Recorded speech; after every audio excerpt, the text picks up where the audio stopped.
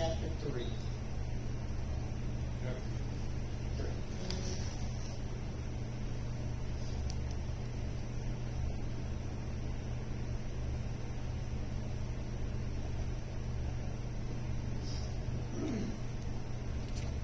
Alright, chapter 3, verse 1 says, Lord, how are they increased that trouble me? Many are they that rise up against me. Many there be which say of my soul, there is no help for him in God. Selah. But thou, O Lord, art a shield for me, my glory, and the lifter up of mine head. I cried unto the Lord with my voice, and he heard me out of his holy hill. Selah. I laid me down and slept. I awaked, for the Lord sustained me. I will not be afraid of 10,000s of people that have set themselves against me round about. Arise, O Lord, save me, O my God, for thou hast smitten all mine enemies upon the cheekbone. Thou hast broken the teeth of the ungodly. Salvation belongeth unto the Lord. Thy blessing is upon thy people. Selah. Alright, now, here, of course we know this is David speaking. He says, how are they increased that trouble me? Basically saying that these people that trouble me are increasing in number. That there's many of them. Okay? There's tons of them. And being in a position like David was, that was an everyday thing for the most part. But he said, many are they that rise up against me. Okay? Now, not all of us can relate to that specifically, but we all know how we deal with trouble, how life comes against us. Life works against us day after day after day, day in, day out. Whether it's a good day or a bad day for you, life is always working against you. There's always going to be some kind of trouble, some kind of issue that comes against you. And that's what David here is talking about, just on a different level. Okay? Okay. And he says, many there be which say of my soul, there is no help for him in God. Selah. Alright, now, if you see that Selah, S-E-L-A-H, that means to stop and think about it. Okay? So he says, many there be which say to my soul, there is no help for him in God. Selah. So stop and think about that for a second. If that's where their belief lies, is that there's so many of us, not even God can help this guy. And a lot of times that's what the devil thinks to himself, I think, because he thinks that he's got us cornered, and then God gets us out of it no matter what the situation is. But see, he's saying that these people think that they've got him cornered, that he's right where they want him to be. There's not even help from God for him. Okay? Alright, and then verse 3 has that one word that negates everything that is said before that. But thou, O Lord, art a shield for me, my glory and the lifter up of my head. It doesn't matter what comes against us. It doesn't matter how many there are coming against us. It doesn't matter how scary it looks of what's coming against us. It doesn't matter at all, because the Lord is a shield for me. He's my glory and the lifter up of mine head.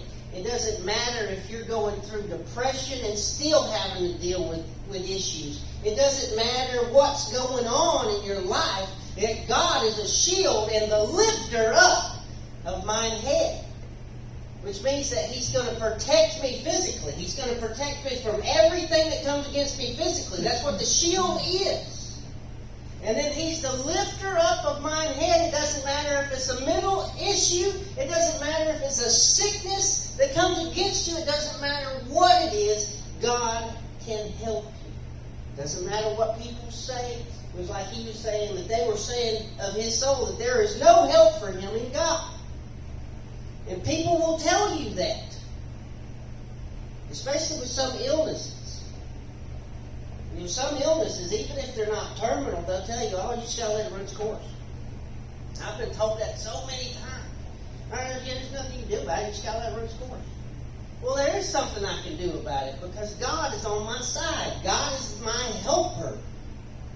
God is my shield and the lifter up of my head. God is there to help me. It doesn't matter what the world tells me or how bad it looks.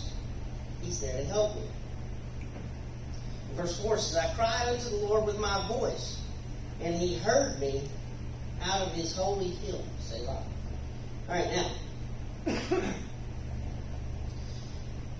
these people were saying that there was no help for him in God, that God couldn't even help him, that he was in such trouble that there was no way that God was even going to be able to help him. But he said, I cried unto the Lord with my voice. He cried out, God, I need your help. You know, sometimes we got to do that.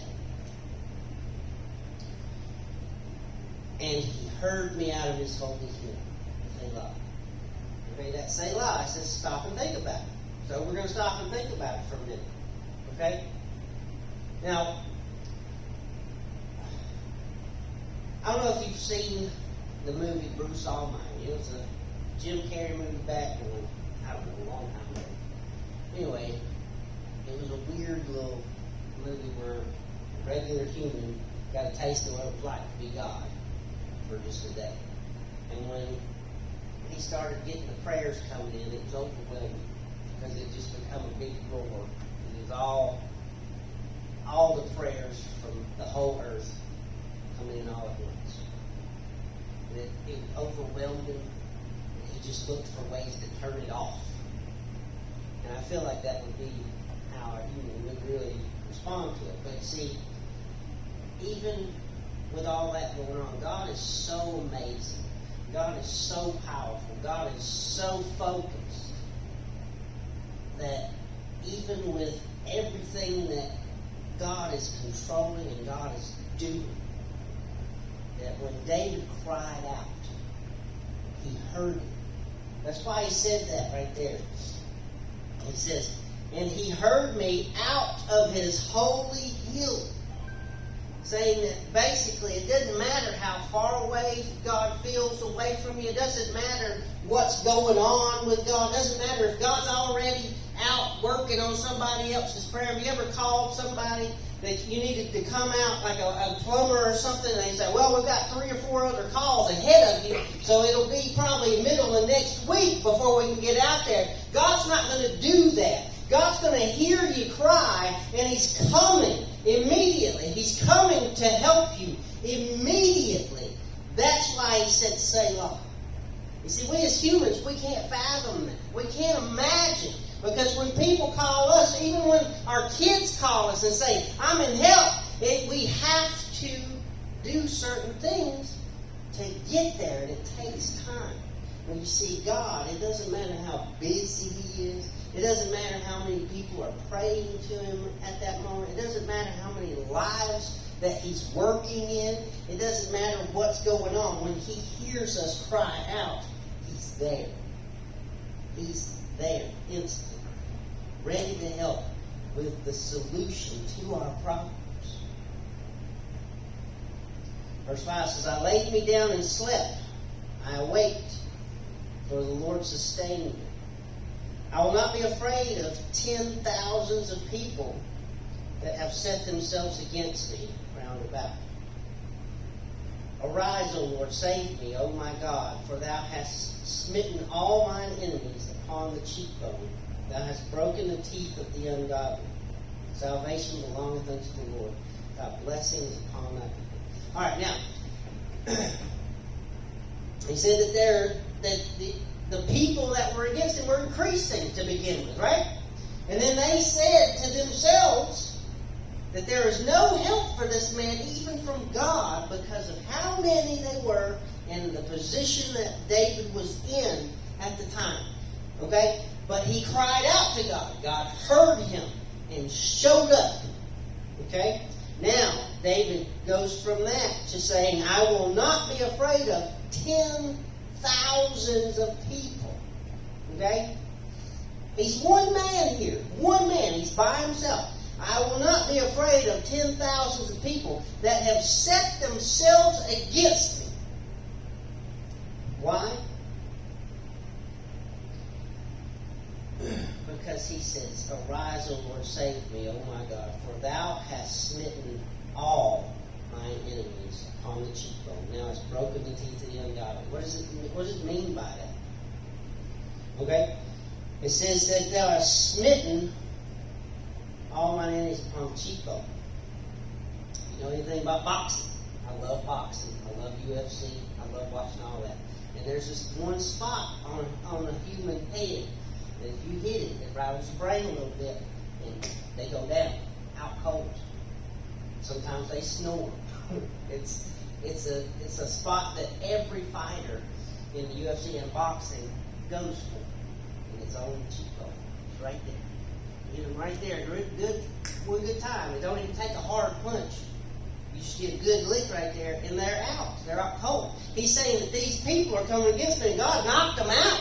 Knocked them out of the way so that they weren't a problem anymore. When you're in the ring, when the boxer's in the ring, going head to head, that guy's he's a threat. Because he could possibly throw that on you. But when you put that shot right through the cheekbone, he goes down. And guess what? Once he starts sleeping and snoring, he ain't a problem no more. You don't have to worry. The boxer turn his back on him and walk away because he's not a problem anymore. He says, thou hast broken the teeth of the ungodly. It's another thing. When you're up against a predator, okay, a wolf, a lion, their teeth and their claws are the threats. Without those things, they're not much of an issue. When God breaks their teeth, you see, when the ones that were hit with a cheekbone, they're down for the count for a little while. Later on, they may become a threat again if they decide. But the ones with their teeth broken, which teeth aren't growing back, they're not going to be a threat ever again. Broke the teeth of the ungodly. Okay? So, what he's saying there is not only did he come in and help me get out of the situation, but he removed the threat so it was not a problem again. Okay? So salvation belongeth unto the Lord. Thy blessing is upon thy people. Selah. All right. Now, I want to continue on a little bit in chapter 4. Because hear me when I call, O God, of my righteousness. Thou hast enlarged me when I was in distress. Have mercy upon me and hear my prayer. O ye sons of men, how long will ye turn my glory into shame? How long will ye love vanity and seek after leasing? Selah. But know that the Lord hath set apart him that is godly for himself. The Lord will hear when I call unto him. Stand in awe and sin not. Commune with your own heart upon your bed and be still, Selah. Offer the sacrifices of righteousness and put your trust in the Lord. There be many that say, who will show us any good? Lord, lift thou up the light of thy countenance upon us. Thou hast put gladness in my heart, more than in the time that their corn and their wine increased. I will both lay me down in peace and sleep, for thou, Lord, only maketh me dwell in safety. Okay. Now, let's go back over that and look at it again. Hear me when I call, O God, of my righteousness. Thou hast enlarged me when I was in distress. Have mercy upon me and hear my prayer. All right, he says, thou hast enlarged me. Have you ever heard the term that when someone yells, gets on to you, and makes you feel small? Okay. I heard that just the other day. Where the guys was getting on, the foreman was getting on to one of those guys that we work with, and he said, it's better that I get on to you because I'll talk to you on the same level, like we're equals. If one of the supervisors get on to you, he'll make you feel real small. Okay? A lot of times when we're being attacked, and we're overwhelmed by the attack, it makes us feel real small. It makes us feel insignificant. Okay? He says here, thou hast enlarged me when I was in distress. Okay? And that's what he's saying, is he's taking that feeling of insignificance away. Why? Because we're children of God. We are the chosen of God. When we call, He shows up. We should not feel insignificant. No one should be able to make us feel small. So He increased him. He enlarged him. Made him to where he didn't feel insignificant again, right? O ye sons of men, how long will ye turn my glory into shame? How long will ye love vanity and seek after these things? Selah. But know that the Lord hath set apart him that is godly for himself. All right, now, see, if you consider yourself godly, just know that God has set you apart for himself. You have been set apart. That's what I just said. We are the chosen of God. He sets us apart. The Lord will hear when I call unto him. Stand in awe and sin not. Commune with your own heart upon your bed and be still. Selah. All right, now, it says stand in awe. Okay? And sin not. All right? Now, there's our downfall. Okay? A lot of Christians throughout history have gotten to a point where they could do wonderful things, that God could do wonderful things through them, that, because they were living a righteous life. But then they let a little bit of sin creep in, and it caused a downfall. We've got to be careful of that. It says to stand in awe and sin not. Commune with your own heart upon your bed and be still. Selah. Offer the sacrifices of righteousness and put your trust in the Lord. All right, now, it was all right up until that point, right? We stand in awe, we sin not, we commune with our own heart upon our bed, be still, offer sacrifices of righteousness, and put our trust in the Lord. Oh, gosh. That's the hard part, right? It's easy to talk about. When it comes down to actually trusting in God, sometimes it's real hard. Because we're taught our whole life, you want something done right, do it yourself, right? Well, sometimes you got to let God handle it. And put your trust in the Lord. It says, there be many that say, who will show us any good? Lord, lift thou up the light of thy countenance upon us. Thou hast put gladness in my heart, more than in the time that their corn and their wine increased. All right. Now, it says, there be many that say, who will show us any good? Have you ever had people like that? Just everything that comes out of their mouth is just dark and gloomy and just depressing. When will we ever get to a point where our life's good? Oh, it's just horrible. Oh, I can't pay my bills. My car's always breaking down. Blah, blah, blah, blah, blah, blah. And it's just always something. Always. Always. And they always speak this junk into their lives and then wonder why it happens. They say, I'll probably catch the flu this year. It's going around. I'll probably be the first one to get it. And they get it and say, why, God? Why me? Because you just spoke it into existence. Because you are... That's just how they are. And that's what he's talking about here. It says, there be many that say, who will show us any good? And he says, Lord, lift up the light of thy countenance upon us. Okay? Thou hast put gladness in my heart, more than in the time that their corn and their wine increased. In this time, that was wealth for a country. Okay? That was wealth. Okay? The regular people had crops. And when they had a big harvest, it was a happy, happy time. It was a time of celebration. They would play music and dance and just all kind of stuff when they had a big harvest, because it meant that their stores would be fat. so would their bellies. Okay? He's saying that God has given you more gladness than in those times. For I will both lay me down in peace and sleep, for thou, Lord, also maketh me dwell in safety.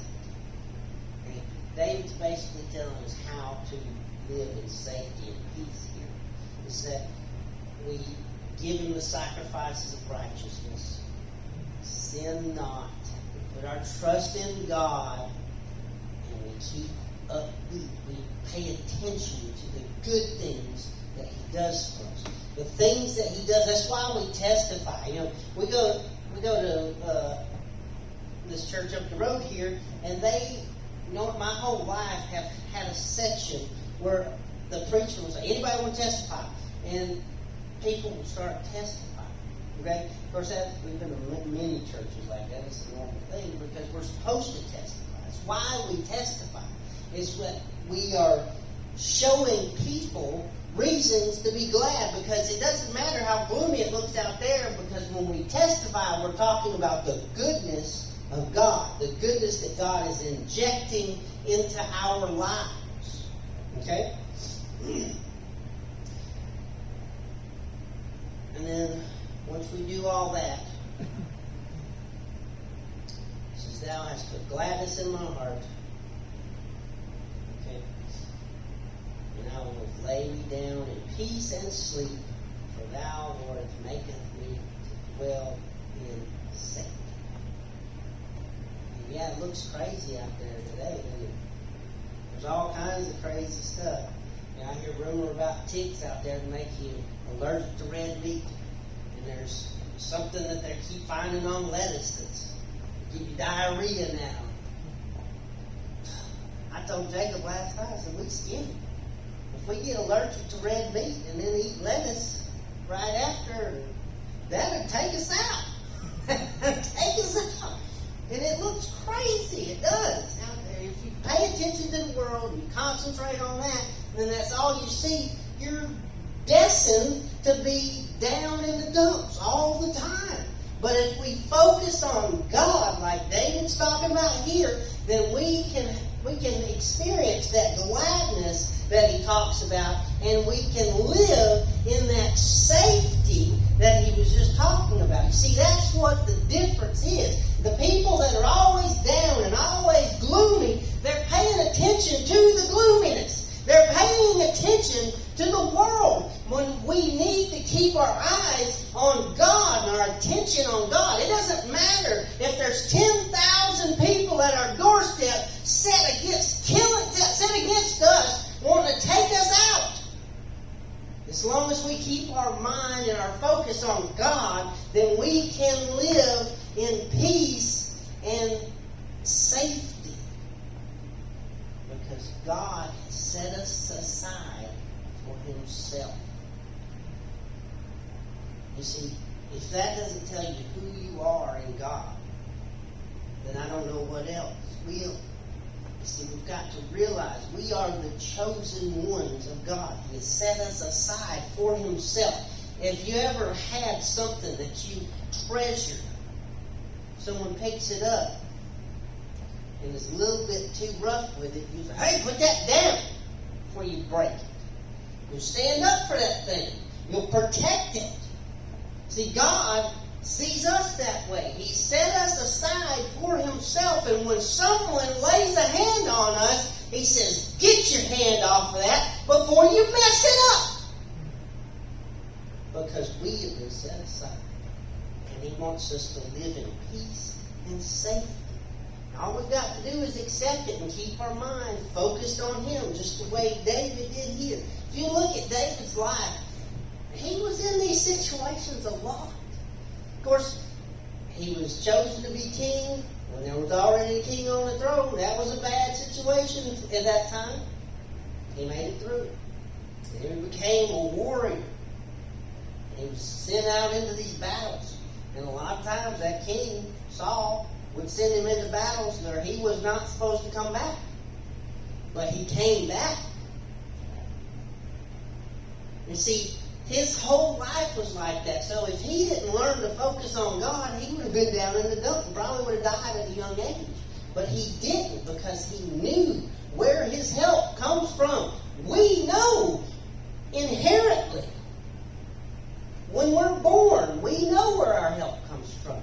Even the atheists out there, if you get them in a situation, guess what? Whose name they don't call out when they get in trouble? Oh Lord! Oh God! Because we inherently know where our help comes from. We've just got to focus on it and put our trust in Him, and He will take care of the rest. I hope I've said something to bless you this morning. Are there any comments or questions?